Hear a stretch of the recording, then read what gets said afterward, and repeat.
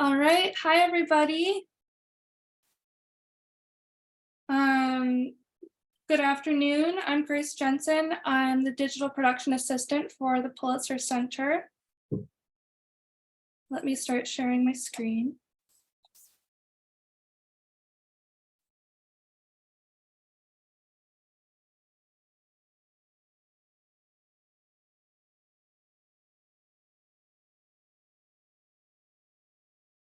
Oh, just a second.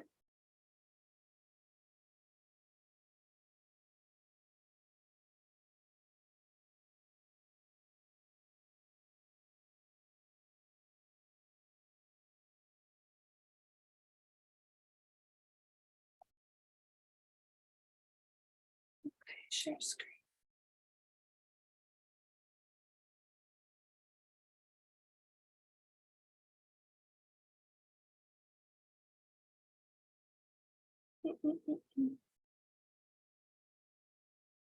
All right, so as we wait for more folks to join, please let us know in the chat where you're streaming in from.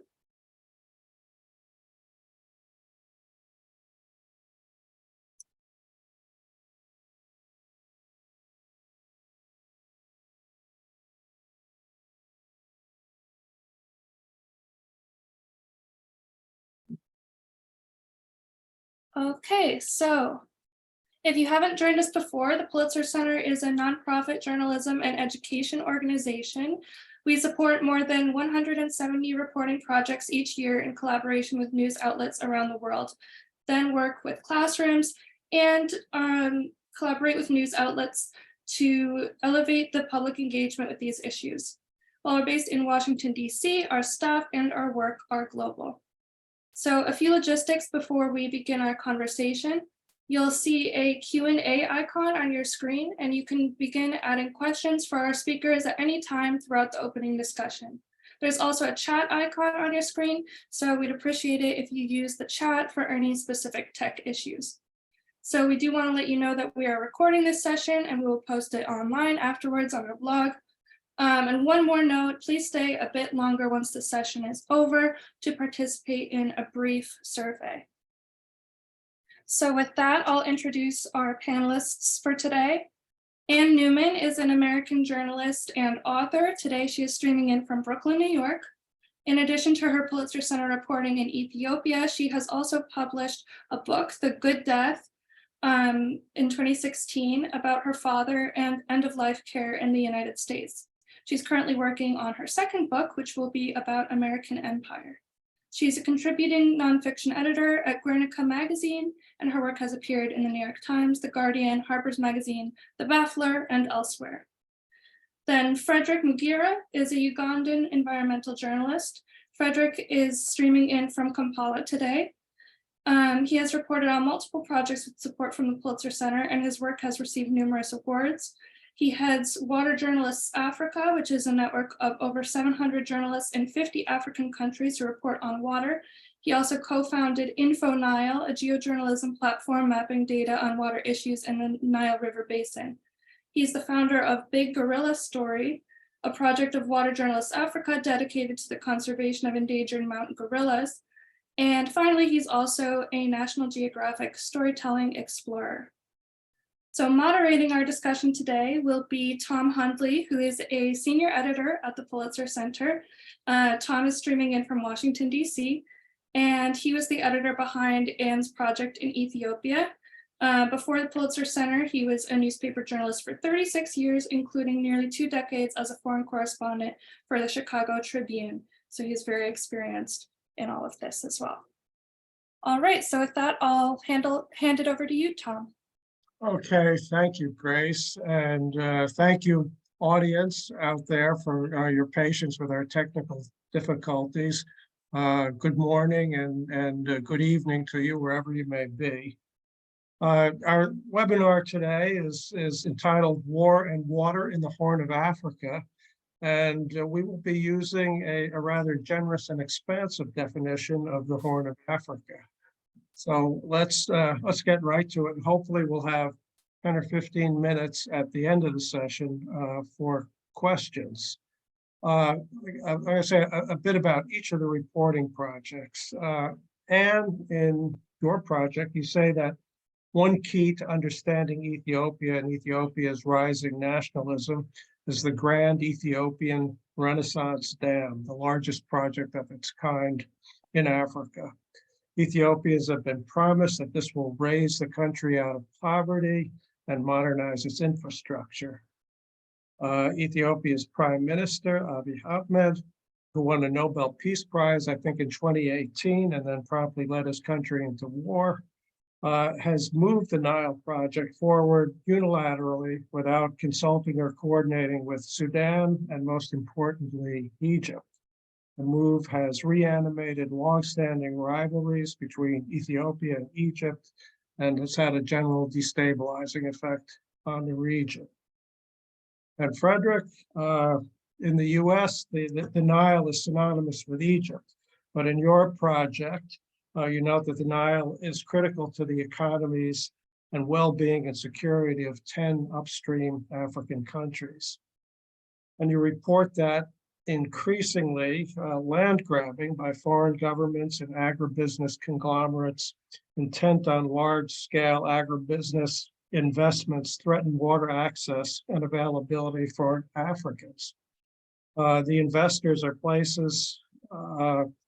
from places like Saudi Arabia, South Korea, China, India, and in many ways, this feels like a new kind of colonialism. So we'll return to that. But Anne, let's start with you. You tackled both of these issues, war and water, in two separate stories. Well, the one for Harper is about the war in Ethiopia, and the other in the Bafla about water. Can you start by telling us about how this reporting project came together for you? Yeah, it was an ambitious project, right? I was attempting to look at not only the current administration, the Abiy administration, which had brought so much promise to Ethiopia when Abiy rose to power in 2018. He won a Nobel Peace Prize. He forged peace with Eritrea, the northernmost neighbor, and that was something that hadn't been done in years since the prior administration. So it was looking up, and I traveled to Ethiopia and Eritrea in 2019 to see this cross-border movement for the first time in several decades. But that hopefulness for the future quickly deteriorated when the Abiy administration made war with the TPLF, the former administration of Ethiopia. They had run the country for 27 years, were pushed into the northernmost region of Tigray, which is between Eritrea and the rest of Ethiopia. And then the Abiy administration made a pact with Eritrea and with some Amhara nationalists and other groups and invaded Tigray. Immediately, Tigray was blacked out, inaccessible, either for banking or internet or just physically the borders were closed. And then, as we know, that war continued for almost exactly 2 very brutal years, where more than 600,000 civilians, not even soldiers, but 600,000 civilians were killed. So Tigray is still relatively inaccessible in some parts. It's slowly coming back online with services. So this is the backdrop against which the continuing building of the Grand Ethiopian Renaissance Dam has taken place. And in many ways, Abiy has used the popularity of the dam and a rhetoric about, and not rhetoric, but actual conversation about how the dam will hopefully liberate Ethiopia by bringing electricity to many of its people and to providing a surplus of electricity that can then be sold to neighboring nations. For many years, the Nile has been dominated by Egypt. And you're right, Tom, in the West, we're very accustomed to thinking of the Nile as only existing in Egypt. But indeed, the Nile has 2 tributaries. One is the White Nile, which gives the river its length, and the other is the Blue Nile, which begins in Ethiopia and provides 80% of the river's total water. So for many decades, Ethiopia has wanted to make use of this resource, but outdated and really nonsensical treaties have prevented the country from doing so. Abiy has helped or has overseen a huge local effort to raise money from Ethiopians, and then also garnering resources from China to build this enormous dam, which would be the biggest dam on the continent.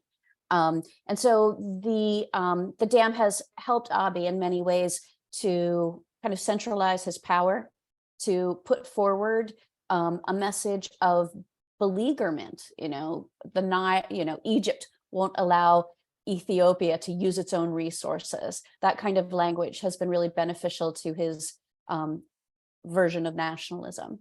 So that's that's the landscape of what's been taking place. I do want to quickly mention that the Grand Ethiopian Renaissance Dam was really the brainchild of the prior administration, and its cornerstone was first laid in 2011. So this is a long-standing project that has always held out promise for Ethiopians.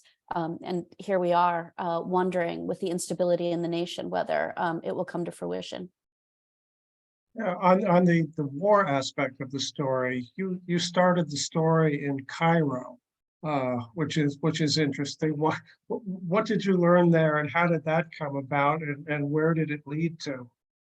Yeah, to be quite honest, I wasn't sure. The war was still ongoing at the time that I was doing my reporting, and I was afraid that I would get to Addis Ababa and I wouldn't be able to find the resources, the sources that I needed to write this story about the Ethiopian war. I was afraid I wouldn't get to leave Addis Ababa. I was afraid many Tigrayans who had been incarcerated by this administration would be too afraid to talk to me. And what I realized was that Cairo is a place that I love. It's kind of my gateway in and out of the African continent. And I realized that there was an enormous Eritrean and Ethiopian refugee population in Cairo. And when I found that community, I was surrounded by individuals who wanted to tell me about their experience. And I realized that this tussle between the governments of Egypt and Ethiopia was having disastrous effects for many of the refugees in Egypt. They were being harassed, in some cases assaulted. Some women were afraid to walk alone on the streets because they were being told that they were taking Egypt's water. Yeah, it was a war that was not well covered. Your story being a rare exception, I think, because of your unique approach to it. And it's just a little byway. I did some research I've been doing about in the 1930s, the Italian invasion of Ethiopia, and the Western journalists who covered that, they certainly had a high old time, and it produced the hilarious novel by Evelyn Waugh. It's a classic among foreign correspondents, but not at all the case covering the war as you covered it. Let me turn to you, Fredrick. In reading your story, one line jumped out at me. You said that for every land deal, someone in the local community suffers. Can you say a few words about that? Maybe give us a few examples and how this is affecting the equitable water distribution and access to the water on the Nile.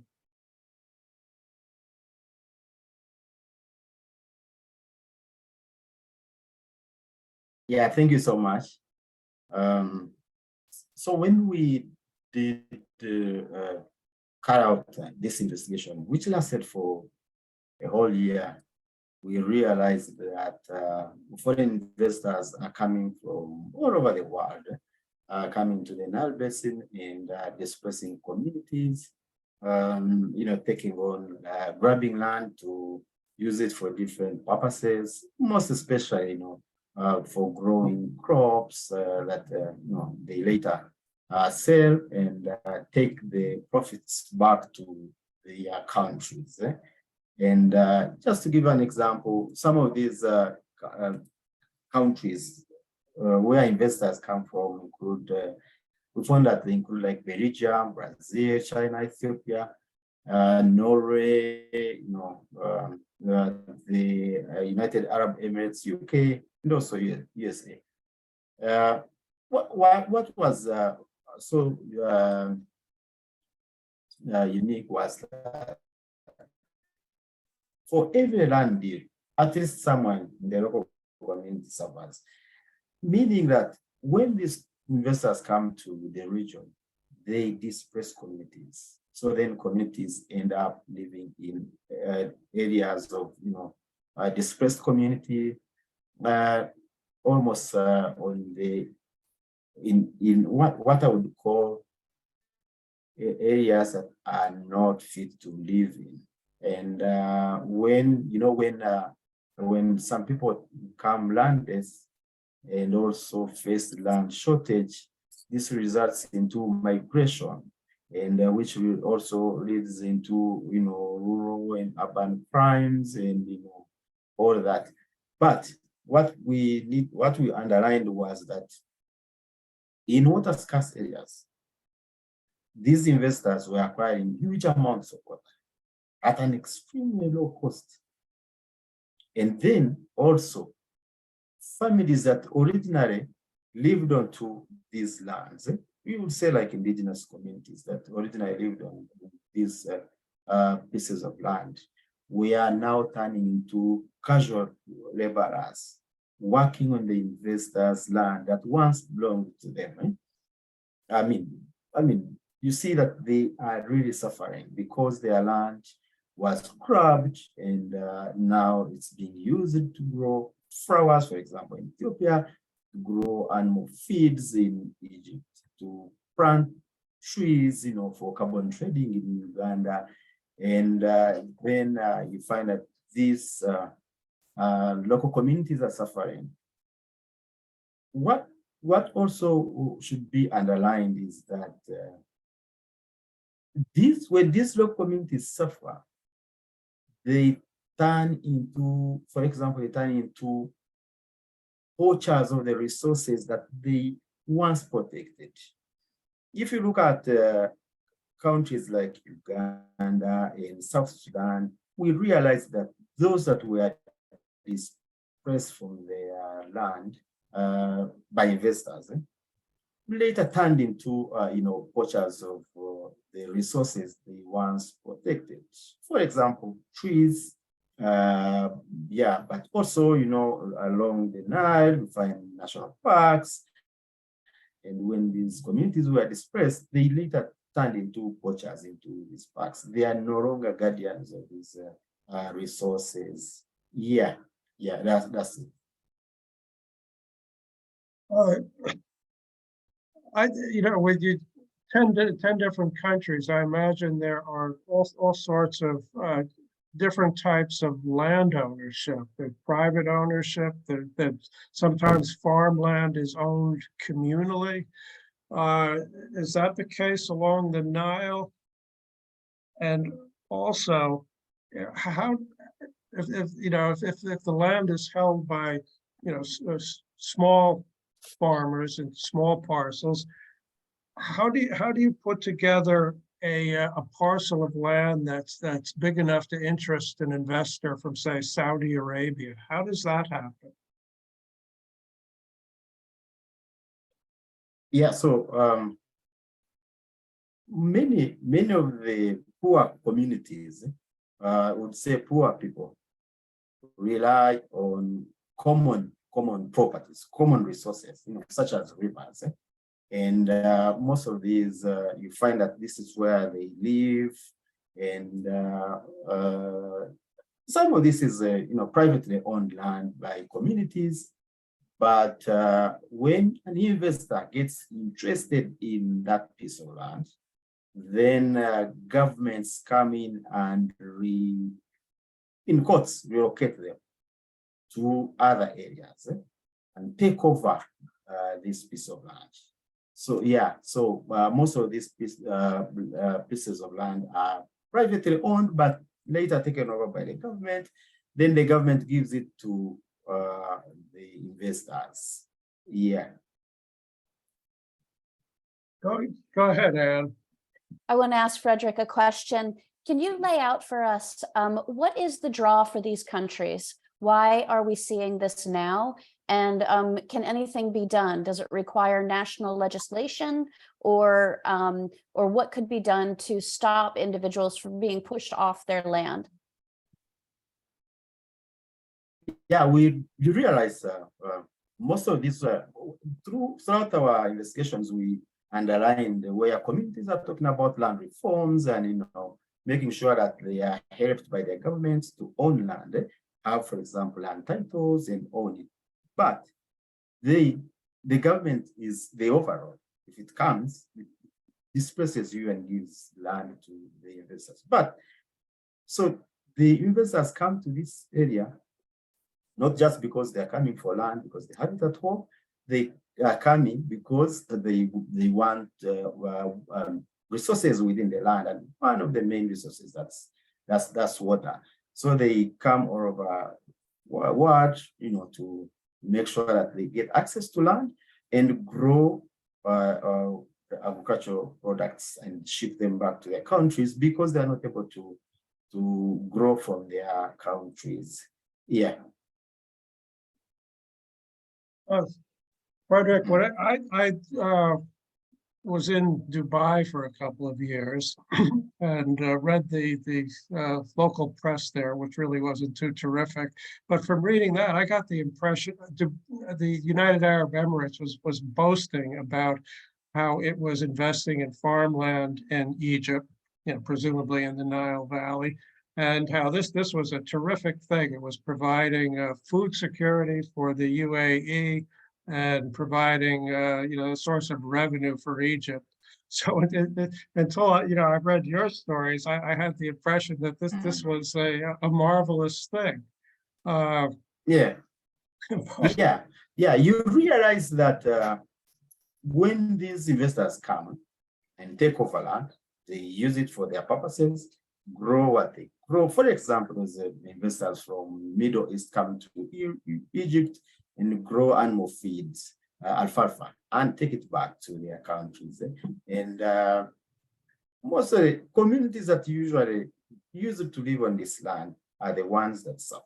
The government, for example, that gives land may get revenue, but the original communities, the indigenous communities, would suffer.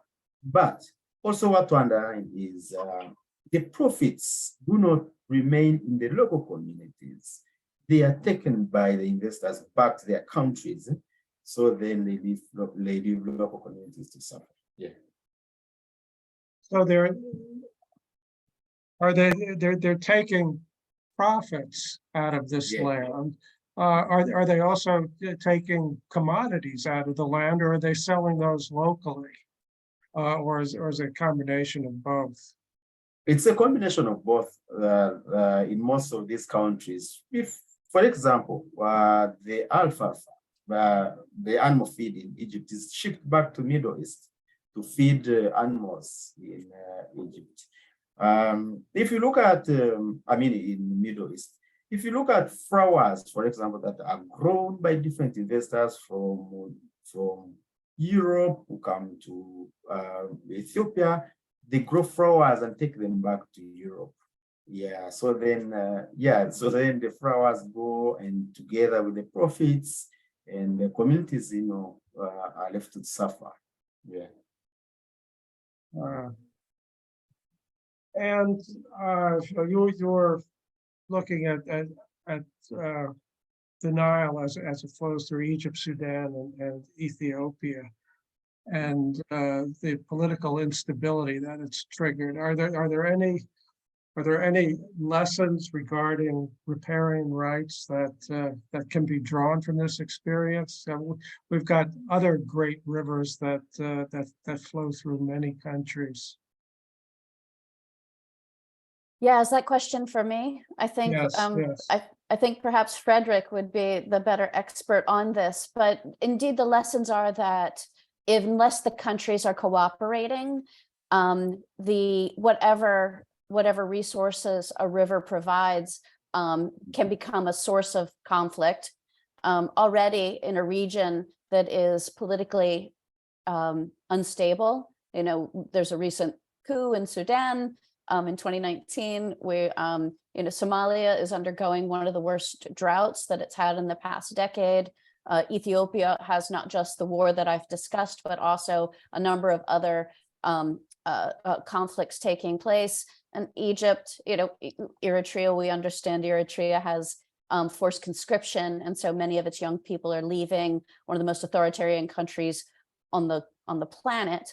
And then Egypt, who has El-Sisi, who is, no slouch when it comes to authoritarianism and control of public media, and certainly the use of this issue for the sake of rallying his base around him, but also it's using, it's distracting him from addressing some of the challenges with water use in Egypt. Just a huge reformation of how water is used for agriculture needs to take place in Egypt, but just hasn't.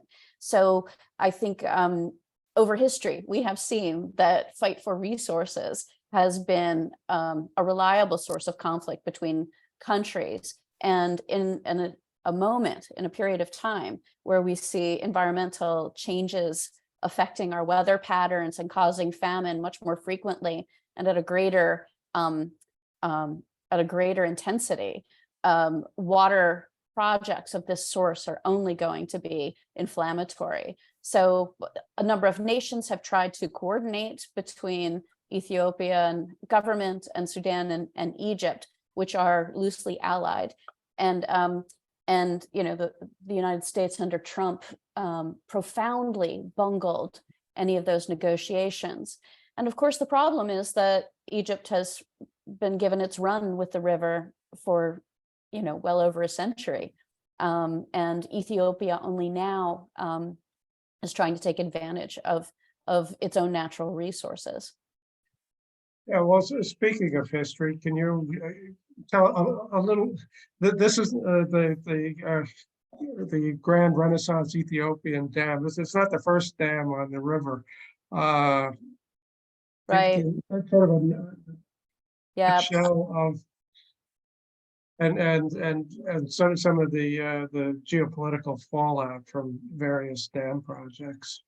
Yeah, in the piece at the Baffler called Hydropower, I write about the High Aswan Dam, which was being built under the leadership of Abdel Nasser in Egypt. And this was being built by Western powers, financed by Western powers. And when Nasser decided that he couldn't get what he wanted from these countries, he nationalized the Suez Canal and took some of his money from Russia, just at a time where African nations were being, batted around by the West as if they were their own in this kind of proxy war on the continent. And Nasser kind of thumbed his nose at these colonial powers, France and Britain, and the United States supported his decision.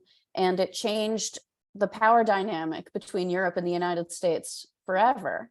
But it also showed us, Nasser became a hero on the continent because he stood up to the colonial powers who were telling him what he could or could not do with his own country's resources. And it was a very pivotal moment in history. And it was a pleasure to go back and write about some of the reasons that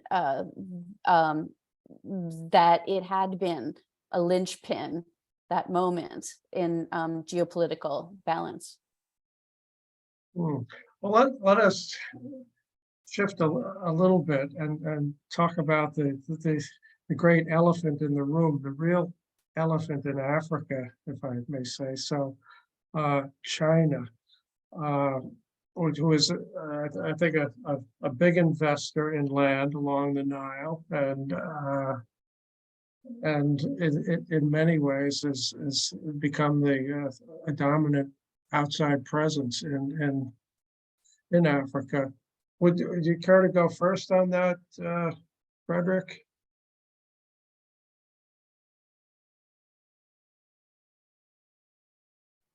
Sorry, you may need to come back again. I didn't hear the question well. Pardon me? I didn't.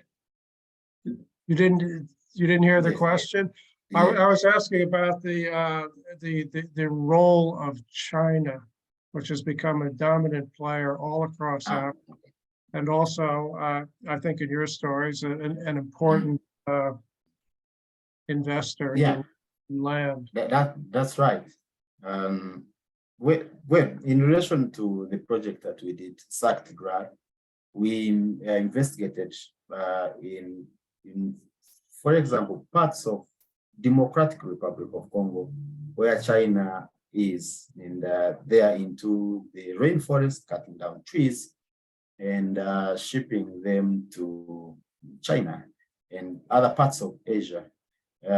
So we realized that yes, there are several activities going on related to land grabs in the region, and specifically done by Chinese or Chinese investors who come into the region.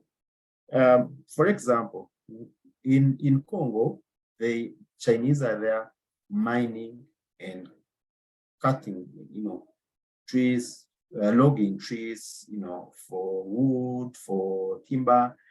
But what this means is that the indigenous communities, the Batwa live in the rainforest, through Congo, parts of Rwanda, and other parts of Central Africa. So most of these indigenous communities were displaced from the forest that they live in. And they originally lived in this forest and they were displaced. Now they are actually part of the people that I said are working on these farms, or helping to cut down trees and on the land that belong to them, that used to belong to them. And now, of course, they are landless. But also we realized that they are not able to live the kind of life they lived. Remember, all the Batwa indigenous people lived in forests. So they lived in forests, and their culture, their way of living was that, they hunt and live on foods. But this kind of life has changed because the Chinese came and took over their land, to mine different minerals, and also cut down trees for different purposes. Yeah, but also you find several other areas where you can find Chinese along the Nile. For example, constructing dams, hydroelectric dams. It does not mean that when they come, they take land, for example, illegally. They work with governments, that governments give them land, and there are several benefits, of course, for the projects that they work on, but also there are several other disadvantages that need to be highlighted and brought to the governments and to the international level. Yeah. Yeah, is this right, Fredrick? My understanding, particularly in Ethiopia, is that it's preferable to work with China in some cases by particular government leaders, because China doesn't come to providing aid with all of the strings that the West does. Quite hypocritically, the United States will say, we'll give you this amount of money, but you've got to stop torturing people in prison, or making war with your neighbor for no reason. And I think governments that are tired of that hypocrisy from the West see China as a different kind of ally, who's willing to not discuss, to let all of those things aside. China comes doing business, right? So there are nations on the continent that are accruing a huge amount of debt. They're very indebted to China, but China is doing, building all of the infrastructure. You just see Chinese construction everywhere. In Addis Ababa right now, there's What about- Also, probably you may need to underline the cheap labor that comes with these Chinese companies. But they have been criticized throughout the region for bringing in labor and not using labor, like they bring people who work on these dams, on these projects from China. Right. And not using the local communities. Right, and that's a huge important note. The labor is there. No one in Ethiopia is making a living by working on these projects because China comes with their own labor force. Exactly, great point. What about the dam project, Dan? Yes, it's the same thing. I mean, the two photos brought up here, thank you so much, Grace. They were of signs that I saw all around the capital of Addis Ababa. But indeed, the dam is also being built with Chinese, in part Chinese labor, but definitely Chinese money. It's all Chinese investment. And these billboards are just ubiquitous in the capital. And, the signage is also quite positive for a shared future. Unity Park was a park in Addis Ababa, was also built by Chinese funds. And this conversation about creating community, global community, and sharing a future is as well ubiquitous. But when you look at the amount of debt that nations are accruing, debt to China, one wonders how the future is going to play out.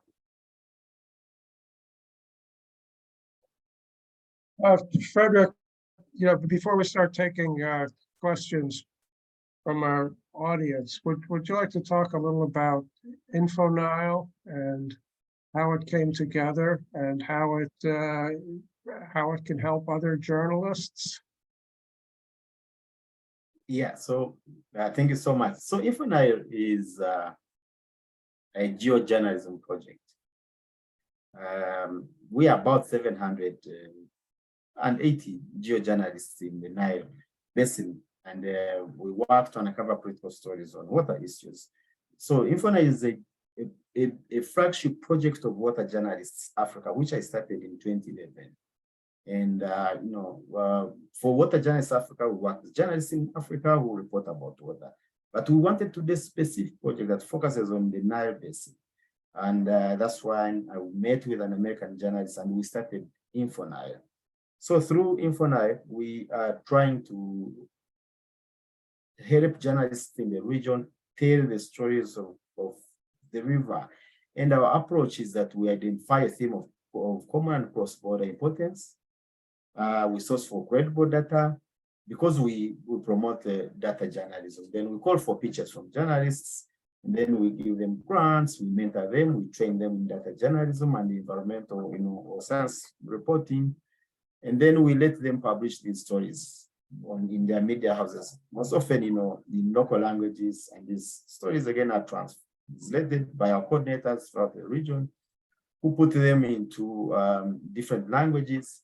And then we bring these stories under one theme and create one project, a cross-border multimedia project that brings together all these stories, like we did for Tigray, of course. Because we promote data journalism, we make sure these stories go with interactive maps. Yeah, so all this, what you're saying is what I have already talked about, how we went through the Tigray.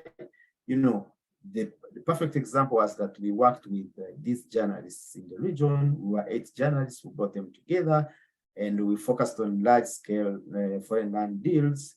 And then this took about a year.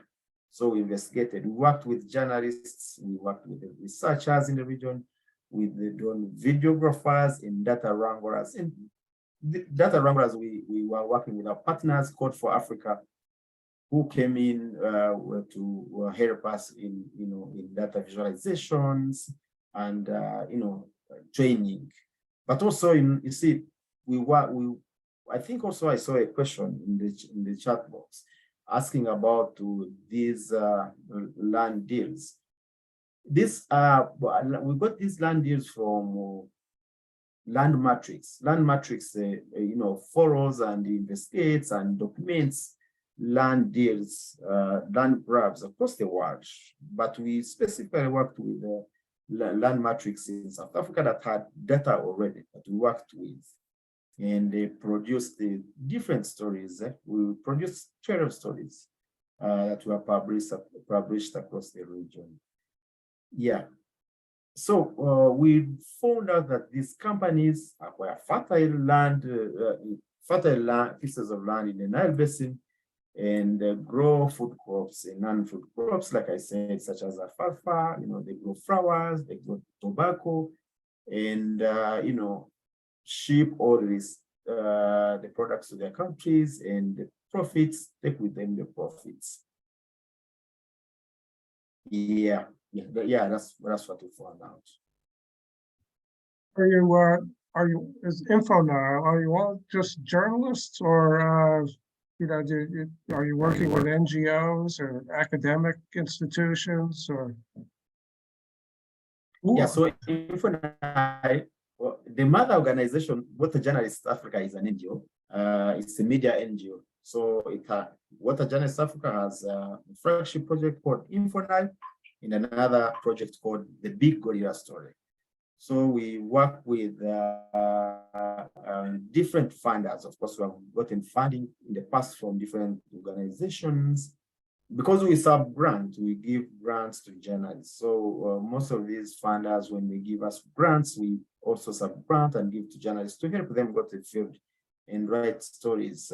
Our main funder, for example, is called JRS Biodiversity Foundation, which is based in the USA. But also I've gotten funding from different organizations in the region and in Europe. Yeah. Okay, we have a few questions, and I think the first one will be for you, Fredrick, and you started answering it, but I think that the questioner wants a bit more detail about the investor's profile.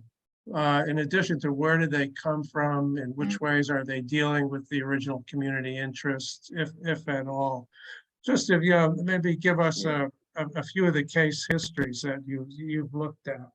That's a typical in land investment. Yeah. I thank you so much, Paul. I think Paul is the one who asked. Of course, there are several investors that come to the region. If you look at, I would ask you probably to look at our map, the map that we did, which is available in the infonile.org. You will find that there are several investors that come, over 600 investors that are in the region, and these are doing different deals on the land. Some are growing flowers, some are growing crops, and some are growing trees for carbon trading and different other products. So if you went to our website, you will find out how we mapped. We were able to identify an investor, the piece of land, how big the piece of land he has, and what he's growing there, and the kind of profits that he's taking. So I'll ask you to check out on our website and find out details. And it's amazing that you find different investors who come from Europe, Middle East, and USA, and, come to the region to do different deals. Yeah. Fredrick, I'm waiting for Donald Trump to announce that he's going to build a golf course on the Nile. That'll be very interesting.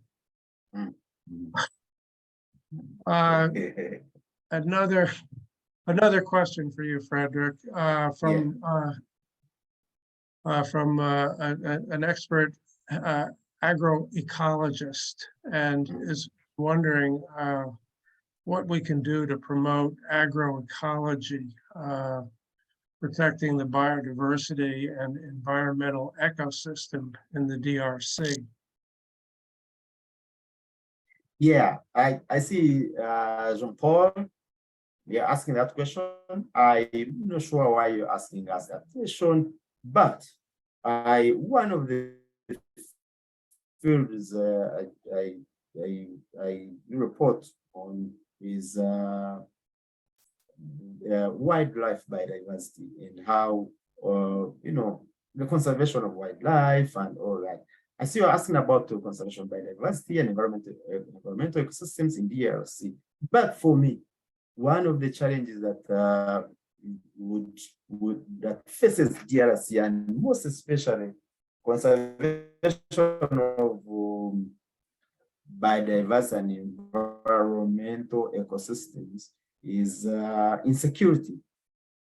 If you look at parts of DRC that is close to Uganda, you find that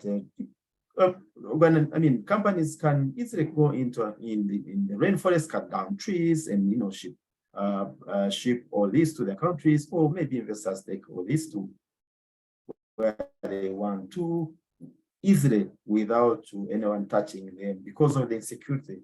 So for me, I think one of the things that needs to be addressed is to make sure that peace is restored across you would say the eastern part of DR Congo.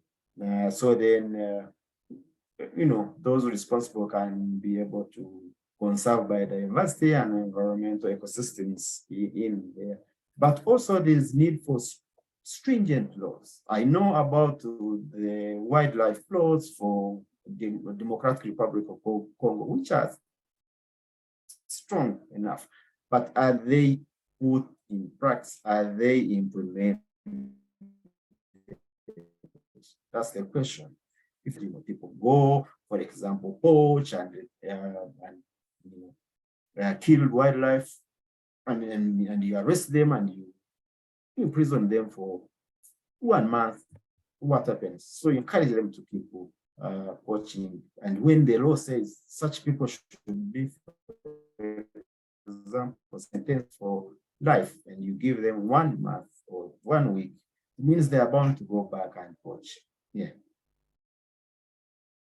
Okay, so, some in our audience would be interested in your contacts, and Fredrick, and we're not talking about thousands of people here. I think it would be fine if you would put an email where they could reach you or Infonile with a specific question about a contact, if that would be okay with you. And we're